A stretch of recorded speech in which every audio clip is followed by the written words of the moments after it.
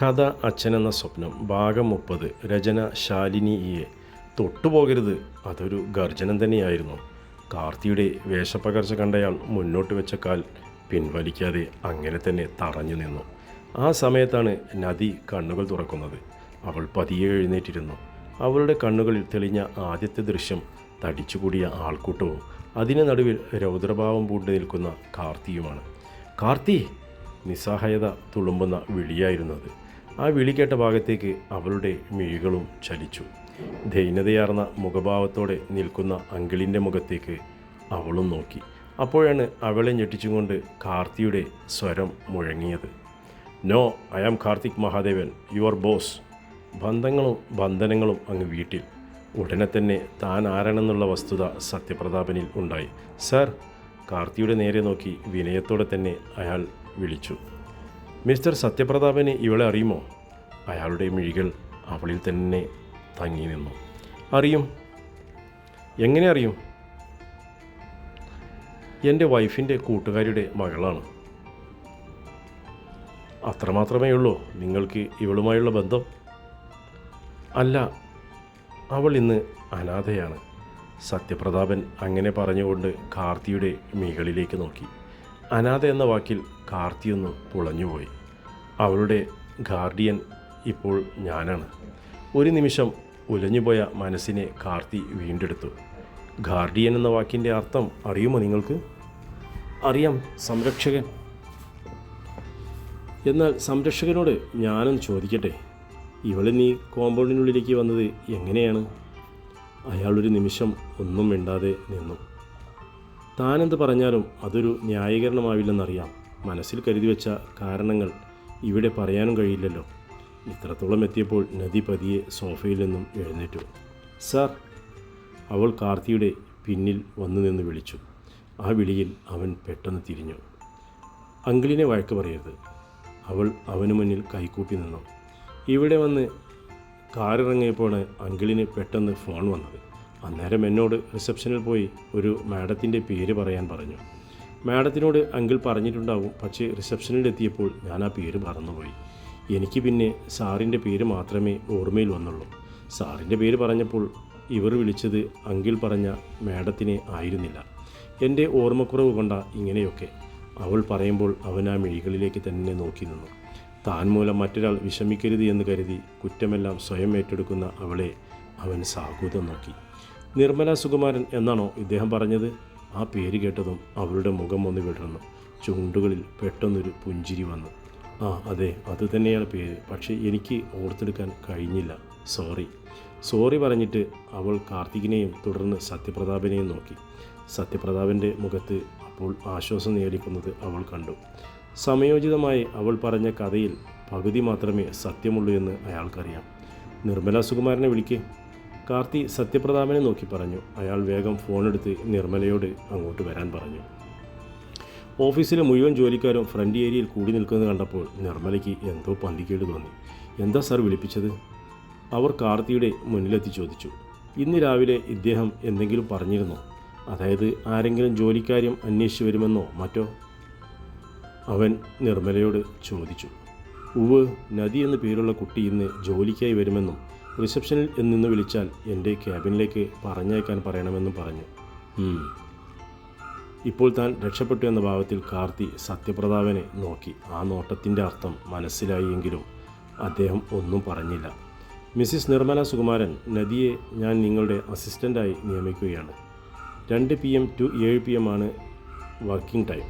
Appointment letter ഞാൻ mail ചെയ്യാം. ചുമരും ചാരുന്ന യമുനയ്ക്ക് കാർത്തി പറഞ്ഞതെന്താണെന്ന് പെട്ടെന്ന് മനസ്സിലായില്ല. മാനേജരെ അസിസ്റ്റൻ്റ് ചെയ്യാനാണ് അസിസ്റ്റൻ്റ് മാനേജർ. അസിസ്റ്റൻ്റ് മാനേജരെയും അസിസ്റ്റൻ്റ് ചെയ്യുന്ന തസ്തികയുണ്ടോ? ഇതുവരെ അങ്ങനെയൊരു തസ്തികയെക്കുറിച്ച് കേട്ടിട്ടില്ലല്ലോ. ഇല്ലാത്ത തസ്തിക ഉണ്ടാക്കി കൊടുക്കാൻ ഇവൾ കാർത്തിക് സാറിൻ്റെ ആരാണ്? അതും ഉച്ച കഴിഞ്ഞ് 2 മണി മുതൽ 7 മണി വരെ. എന്നാൽ അവിടെ കൂടിയിരിക്കുന്ന എല്ലാവരുടെയും മനസ്സിലെ ചോദ്യവും അതുതന്നെയാണെന്ന് അവരുടെ എല്ലാം മുഖങ്ങളിൽ നിന്നും യമുന വായിച്ചെടുത്തു. നദി ഇവരുടെ കൂടെ പൊയ്ക്കോളൂ. തിരിച്ചു പോകുമ്പോൾ എന്നെ കണ്ടിട്ട് വേണം പോകാൻ. കാർത്തി പറഞ്ഞത് കേട്ട് അവൾ തലയാട്ടിക്കൊണ്ട് ഇരുന്നിടത്തു നിന്നും പതിയെ എഴുന്നേറ്റ് നിർമ്മലയുടെ അടുത്തേക്ക് നടന്നു. പിടിച്ചു തള്ളിയതിൻ്റെയും നിലത്തേക്ക് അലച്ചു വീണതിൻ്റെയും വേദന അവളുടെ ശരീരത്തിൽ നല്ല പോലെയുണ്ടെന്ന് അവളുടെ ചലനത്തിൽ നിന്നും വ്യക്തമായിരുന്നു. നിൽക്ക്. കാർത്തി പറഞ്ഞത് കേട്ട് അവൾ പെട്ടെന്ന് തന്നെ നിന്നു തിരിഞ്ഞു നോക്കി. ആദ്യം ഹോസ്പിറ്റലിൽ പോകാം, അതിനുശേഷം ജോലിയിൽ ജോയിൻ ചെയ്താൽ മതി. അവൾ സത്യപ്രതാപനെ നോക്കി. അയാൾ മറുപടിയൊന്നും പറയാതെ അവളുടെ മുഖത്തു നിന്നും കണ്ണുകൾ പിൻവലിച്ചു. വേണ്ട സാർ, എനിക്ക് കുഴപ്പമൊന്നുമില്ല. അവൾ വേദനയെ കടിച്ചു പിടിച്ചും കൊണ്ട് സാധാരണഗതിയിൽ നടന്നു. നിർമ്മല അവളെയും കൂട്ടി തൻ്റെ ക്യാബിനിലേക്ക് പോയി. നദിക്കു നല്ല വേദനയുണ്ടെന്ന് മനസ്സിലായതും അവൻ്റെ മിഴികൾ തേടിച്ചെന്നത് അരുണിൻ്റെയും വിശ്വനാഥിൻ്റെയും നേർക്കായിരുന്നു. അവൾക്ക് ഈ വേദന സമ്മാനിച്ചത് അവരാണല്ലോ. ഇനി എന്ത് കാണാൻ നിൽക്കുകയാണ്? എല്ലാവരും കൂടി ഇവിടെ പോയി അവരവരുടെ ജോലി ചെയ്യും. അങ്ങനെ പറഞ്ഞുകൊണ്ട് കാർത്തിക് തിരിഞ്ഞു നടന്നു. ഓരോരുത്തരും പതിയെ പതിയെ അവരവരുടെ സീറ്റുകളിലേക്ക് നടന്നു. യമുന അങ്ങനെ തന്നെ നിൽക്കുകയാണ്. അല്പം മുമ്പ് നടന്നതൊന്നും അവൾക്ക് അങ്ങനെയങ്ങ് ഉൾക്കൊള്ളാൻ കഴിഞ്ഞിട്ടില്ല. കാർത്തിക്കും നദിയും തമ്മിൽ എന്തോ റിലേഷൻ ഉണ്ടെന്ന് അവളുടെ മനസ്സ് മന്ത്രിച്ചു. പ്രണയമായിരിക്കുമോ? അപ്പോൾ ചിലങ്കയോ? അവർ തമ്മിലല്ലേ പ്രണയം? ഇവളോട് പ്രണയമാണെങ്കിൽ ചിലങ്കയെ ഉപേക്ഷിച്ചോ? ഒരുത്തി എങ്ങനെ ഒഴിവാക്കുമെന്ന് ചിന്തിച്ചിരിക്കുമ്പോഴാണ് പുതിയൊരു അവതാരം വന്നിരിക്കുന്നത്. ആദ്യം ഇവർ തമ്മിലുള്ള ബന്ധം എങ്ങനെയുള്ളതാണെന്ന് കണ്ടെത്തണം.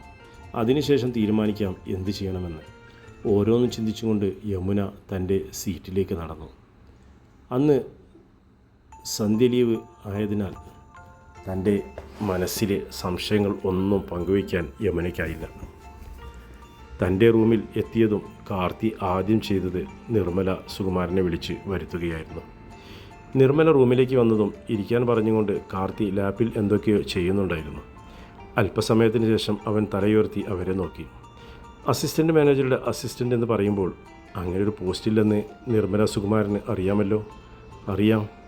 നദി എനിക്ക് ഏറ്റവും വേണ്ടപ്പെട്ട ഒരു കുട്ടിയാണെന്ന് മാത്രം നിർമ്മല ഇപ്പോൾ അറിഞ്ഞാൽ മതി. നദിയെക്കൊണ്ട് ജോലി ചെയ്യുകയല്ല എൻ്റെ ഉദ്ദേശം. മാസം ഒരു തുക സാലറിയായി കൊടുക്കുക എന്നതാണ്. വെറുതെ കൊടുക്കുന്ന പണം സ്വീകരിക്കാൻ അവൾ ഒരിക്കലും തയ്യാറാവില്ല. അതുകൊണ്ടാണ് ഇങ്ങനെ ഒരു പോസ്റ്റ് ഞാൻ ഉണ്ടാക്കിയത്.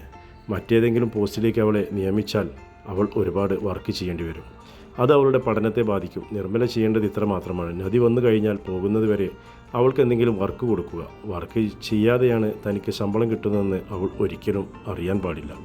പിന്നൊരു കാര്യം, അവളെക്കൊണ്ട് നിർബന്ധമായി ഒരു വർക്കും ചെയ്യിക്കരുത്. അവളെ ശാസിക്കരുത്. അവളോട് ദേഷ്യപ്പെടരുത്. നിർമ്മലയുടെ ഭാഗത്തു നിന്നും നദിക്ക് സങ്കടമുണ്ടാകുന്ന ഒരു കാര്യവും ഉണ്ടാകാൻ പാടില്ല. ഞാൻ പറഞ്ഞല്ലോ, അവൾ എനിക്ക് ഏറ്റവും വേണ്ടപ്പെട്ട കുട്ടിയാണ്. അവളുടെ മനസ്സ് വേദനിച്ചാൽ എൻ്റെ മനസ്സ് വേദനിക്കുന്ന തുല്യമാണ്. അങ്ങനെയൊന്നുണ്ടായാൽ അതിനുള്ള ശിക്ഷ നിർമ്മല ഊഹിക്കുന്നതിനും അപ്പുറമായിരിക്കും. ഞാൻ പറയുന്നതെല്ലാം മനസ്സിലാവുന്നുണ്ടോ? അവൻ്റെ ചോദ്യത്തിന് ഉണ്ടെന്ന് നിർമ്മല തലയാട്ടി കാണിച്ചു. ഇനി പറയാനുള്ളത്, ഞാനിപ്പോൾ പറഞ്ഞ കാര്യങ്ങൾ വെച്ച് നിങ്ങളുടെ മനസ്സിൽ ഒരുപാട് സംശയങ്ങൾ കയറിയിട്ടുണ്ടാവും. അതെല്ലാം മനസ്സിൽ തന്നെ വയ്ക്കുക. നദിയോട് ഒരിക്കലും ചോദിക്കരുത്. മാനേജറുടെ അടുത്തും ചോദിക്കരുത്. ഞാനിപ്പോൾ ഇവിടേക്ക് വിളിപ്പിച്ചതോ പറഞ്ഞതോ ആയ കാര്യങ്ങൾ ഒന്നും അദ്ദേഹവുമായി ഷെയർ ചെയ്യരുത്. കേട്ടല്ലോ? അമ്മയില്ലാത്ത കുട്ടിയാണ്. കഴിയുമെങ്കിൽ അവൾക്കൊരു അമ്മയുടെ സ്നേഹം കൊടുക്കൂ. നിർമ്മല ഒരു പിടച്ചിലോടെ കാർത്തിയെ നോക്കി. 22 വർഷം കഴിഞ്ഞു നിർമ്മലയുടെ കല്യാണം കഴിഞ്ഞിട്ട്. ഇതുവരെ കുഞ്ഞിനെ താലോലിക്കാനുള്ള ഭാഗ്യം അവൾക്ക് ദൈവം കൊടുത്തിട്ടില്ല. ഭർത്താവ് സുകുമാരൻ നേവിയിലാണ് ജോലി. കല്യാണം കഴിഞ്ഞ കണക്ക് നോക്കിയാൽ നദിയെ പോലെയുള്ള ഒരു മകളുടെ അമ്മയാകാനുള്ള പ്രായമൊക്കെയുണ്ട്. കാർത്തി അത് പറഞ്ഞ നിമിഷം അവരുടെ ഉള്ളിൽ നിറഞ്ഞത് ശരിക്കും വാത്സല്യം തന്നെയായിരുന്നു. ഞാൻ പോയിക്കോട്ടെ സാർ, പറഞ്ഞതെല്ലാം എനിക്ക് മനസ്സിലായി. ഞാൻ മൂലം ആ കുട്ടി ഒരിക്കലും വിഷമിക്കേണ്ടി വരില്ല. സാർ ഇപ്പോൾ പറഞ്ഞതൊന്നും വേറെ ആരോടും ഞാൻ പറയത്തുമില്ല. ശരി, പൊയ്ക്കോളൂ. നിർമ്മല സുകുമാരൻ പോയതും കാർത്തി ലാപ്പിൽ ചെയ്തിരുന്ന ജോലി പൂർത്തിയാക്കി. അതിനുശേഷം സത്യപ്രതാപന് അതെല്ലാം മെയിൽ ചെയ്തു. മെയിൽ കണ്ടതും സത്യപ്രതാപൻ തലയ്ക്ക് കൈവച്ച് പോയി. റിസപ്ഷനിസ്റ്റ് അരുണിനെയും സെക്യൂരിറ്റി വിശ്വനാഥനെയും ജോലിയിൽ നിന്നും പിരിച്ചുവിട്ടുകൊണ്ടുള്ള ഉത്തരവായിരുന്നു അത്. നദി ആരാണെന്ന് കാർത്തിക്ക് മനസ്സിലായിട്ടുണ്ടോ എന്നാണ് സത്യപ്രതാപൻ ആ നിമിഷം ചിന്തിച്ചത്. തൻ്റെ ഭാര്യയുടെ കൂട്ടുകാരുടെ മകൾ എന്നതിനപ്പുറം നദിയുടെ കാര്യത്തിൽ അവനെന്തെങ്കിലും തിരിച്ചറിവ് ഉണ്ടായിട്ടുണ്ടോ എന്നത് അയാളുടെ ചിന്തകളെ ചുട്ടുപൊള്ളിച്ചു. ഏതെങ്കിലും ഒരു പെൺകുട്ടിയുടെ കാര്യത്തിൽ അവൻ ഇത്രയും ഇമോഷണൽ ആകേണ്ട കാര്യമുണ്ടോ? അവൻ ആ രഹസ്യം മനസ്സിലാക്കിയിട്ടുണ്ടെങ്കിൽ മഹാദേവൻ്റെ അവസ്ഥ ഇങ്ങനെയായിരിക്കില്ല. നദിയുടെ കാര്യത്തെ ചൊല്ലി അവിടെ ഇതിനോടകം അച്ഛനും മകനും വലിയ വഴക്ക് തന്നെ നടക്കുമായിരുന്നു. എന്തായാലും കാർത്തിയിൽ ഒരു കണ്ണ് വേണമെന്ന് അയാൾക്ക് തോന്നി. സത്യപ്രതാപൻ വെല്ലിൽ വിരൽ ഒന്ന് അമർത്തിയതും പ്യൂൺ കയറി വന്നു. റിസപ്ഷനിസ്റ്റ് അരുണിനോടും സെക്യൂരിറ്റി വിശ്വനാഥനോടും എൻ്റെ റൂമിലേക്ക് വരാൻ പറയൂ. പ്യൂൺ തലയാട്ടിക്കൊണ്ട് ഇറങ്ങിപ്പോയി. അല്പസമയം കഴിഞ്ഞതും ഇരുവരും അകത്തേക്ക് കയറി വന്നു. രണ്ടുപേരുടെയും മുഖത്ത് നല്ല ടെൻഷനുണ്ട്. നിങ്ങൾ ഇന്ന് ചെയ്തത് വലിയൊരു തെറ്റാണ്, അതിനുള്ള ശിക്ഷയാണിതെന്ന് കൂട്ടിക്കൊള്ളൂ. അങ്ങനെ പറഞ്ഞുകൊണ്ട് സത്യപ്രതാപൻ രണ്ടുപേരുടെയും നേർക്ക് ഓരോ കവറുകൾ നീട്ടി. അതിനുള്ളിൽ എന്താണെന്ന് തുറന്നു നോക്കാൻ തന്നെ ഇരുവർക്കും മനസ്സിലായി കഴിഞ്ഞിരുന്നു. സാർ, തെറ്റ് പറ്റിയതാണ്, മാപ്പാക്കണം, തിരിച്ചു ജോലിയിലെടുക്കണം, അരുൺ സങ്കടത്തോടെ പറഞ്ഞു. വിശ്വനാഥൻ ഒന്നും മിണ്ടാതെ നിൽക്കുകയാണ്. എനിക്കതിൽ ഒന്നും ചെയ്യാൻ കഴിയില്ല അരുൺ. സാറിനോട് ഇതിനെക്കുറിച്ച് എനിക്കിപ്പോൾ ഒന്നും പറയാൻ കഴിയില്ല. 2 ദിവസം കഴിയട്ടെ, ഞാൻ ബദരിയെക്കൊണ്ട് മഹാദേവൻ്റെ അടുത്ത് സംസാരിപ്പിക്കാം. ഉറപ്പ് പറയുന്നില്ലെങ്കിലും നിങ്ങളെ തിരിച്ചെടുക്കാൻ ഞാൻ പരമാവധി ശ്രമിക്കാം. അധികം പ്രതീക്ഷയൊന്നുമില്ലെങ്കിലും രണ്ടുപേരും തലയാട്ടിക്കൊണ്ട് തിരികെ നടന്നു. ശരിക്കും തന്നെ അശ്രദ്ധ മൂലമാണ് അവരുടെ ജോലി പോയതെന്ന് സത്യപ്രതാപൻ അറിയാം. അതുകൊണ്ട് അവരുടെ ജോലി എങ്ങനെയെങ്കിലും തിരികെ വാങ്ങിക്കൊടുക്കണമെന്ന് അയാൾ മനസ്സിൽ ഉറപ്പിച്ചു. സിദ്ധാർത്ഥ് റൂമിൽ ഇരിക്കുമ്പോഴാണ് അവന് യമുനയുടെ കോൾ വരുന്നത്. സിദ്ധുവേട്ടനെന്ന് നേരത്തെ ഇറങ്ങാൻ കഴിയുമോ? എനിക്ക് കുറച്ച് സംസാരിക്കാനുണ്ട്. ഫോൺ എടുത്തപാടെ യമുനയുടെ ചോദ്യമെത്തി. ഇന്ന് നേരമുണ്ടാവില്ല, എനിക്ക് വർക്ക് കുറേയുണ്ട് യമുന. ദേ സിദ്ധുവേട്ട കളിക്കരുത്, ഇവിടെ വെച്ച് ഒന്നും സംസാരിക്കാൻ കഴിയില്ല. പുറത്ത് എവിടെയെങ്കിലും വെച്ച് സംസാരിക്കാമെന്ന് കരുതിയാൽ സിദ്ധുവേട്ടന് ഒട്ടും നേരമുണ്ടാകില്ല. എനിക്കൊന്ന് സംസാരിച്ചേ തീരൂ, അല്ലെങ്കിൽ ശരിക്കും എനിക്ക് ഭ്രാന്ത് പിടിക്കും. ഒരു പ്രത്യേകതരം മാനസികാവസ്ഥയിൽ എത്തിയിരുന്നു യമുന അപ്പോൾ. ശരി, 5 മണിക്ക് ഇറങ്ങാം, അതുപോലെ മതി. ഇവിടെ നിന്നിറങ്ങി നേരെ നടാശയിലേക്ക് വാ, ഞാൻ അവിടെ ഉണ്ടാകും. മറുപടിക്ക് കാത്തു നിൽക്കാതെ യമുന ഫോൺ വെച്ചു. സിദ്ധുവിൻ്റെ മനസ്സിലും അപ്പോൾ കണക്കൂട്ടലുകൾ നടക്കുകയായിരുന്നു. യമുനയെ പിണക്കാതെ കൂടെ കൊണ്ടുപോയാൽ തൻ്റെ പദ്ധതികളെല്ലാം നടക്കുമെന്ന് അവനറിയാം. ഈ സമയത്ത് ചിലങ്കയുടെ കോൾ കാർത്തിയെ തേടി വന്നിരുന്നു. ചില്ലുവിൻ്റെ പേര് കണ്ടതും അവൻ്റെ ഉള്ളിലെ ദേഷ്യം തണുത്തുറഞ്ഞു. ചില്ലു, പറയടാ. ഏട്ടാ, ഞാൻ സൺഡേ ഹോസ്റ്റലിലേക്ക് തിരിച്ചു പോവാം. നമുക്കിന്ന് നടാശയിൽ ഫുഡ് കഴിക്കാൻ പോയാലോ? ഞാനിനി 1 മാസം കഴിഞ്ഞല്ലേ വരൂ. പ്ലീസ് ഏട്ടാ. നിൻ്റെ കോന്തൻ ആങ്ങളയില്ലടി അവിടെ, അവനോട് പറഞ്ഞുകൂടാതെയോ? നിങ്ങൾ ചങ്ക് ഫ്രണ്ട്സല്ലേ, എന്നിട്ടാണോ കോന്തൻ എന്നെല്ലാം പറയുന്നത്? എൻ്റെ ഏട്ടൻ്റെ ആരാധകർ കേൾക്കണ്ട. മഹാദേവൻ മാസ്റ്ററുടെ മകനാണെന്നൊന്നും നോക്കില്ല, പിടിച്ച് പൊരിച്ചെടുക്കും. അത് കേട്ട് കാർത്തി പൊട്ടിച്ചിരിച്ചു. അവനേക്കാൾ വലിയ പാട്ടുകാരനാണ് ഞാൻ, അതറിയോ എൻ്റെ ചില്ലുക്കുട്ടിക്ക്? വാതിൽ അടച്ചിരുന്ന് പാടിയിട്ട് എന്ത് കാര്യം? പാടുന്ന 4 ആൾ കേൾക്കണ്ടേ? എനിക്കെന്ത് കൊതിയുണ്ടെന്നറിയാമോ കാർത്തിയേട്ടൻ വല്ലൊരു പാട്ടുകാരനായി ലോകം മുഴുവൻ അറിയപ്പെടുന്നത് കാണാൻ. എന്നിട്ട് എൻ്റെ 2 ഏട്ടന്മാരുടെയും നടുക്ക് നിന്ന് എനിക്കൊരു സെൽഫി എടുക്കണം. 2 ഏട്ടന്മാരുടെയും അനിയത്തിയാണെന്ന് എല്ലാവരോടും വിളിച്ചു പറയണം. അവളുടെ ശബ്ദമിടറി. ആ മതി, സോപ്പിട്ടത് നടാശയിലെ ഫുഡ് കഴിക്കാനുള്ളതൊക്കെ ഇക്കയായി. അവൻ ചിരിയോടെ പറഞ്ഞു. സോപ്പിംഗ് അല്ലേട്ടാ, എൻ്റെ ആഗ്രഹമാണ്. ഏട്ടൻ്റെ പാട്ട് കേട്ട് ആരാധന മൂത്ത ഒരുവളിയായിരിക്കും എൻ്റെ ഏട്ടൻ കല്യാണം കഴിക്കുന്നത്. നീ വെച്ച്, ഞാൻ 5 മണിയാകുമ്പോൾ നടാശയിൽ വരാം. അപ്പോഴേക്കും നീ അവിടെ എത്തിക്കോ. അതും പറഞ്ഞ് അവൻ ഫോൺ വെച്ചു. തുടരും കഥയുടെ അടുത്ത ഭാഗം നാളെ ഇതേ സമയം.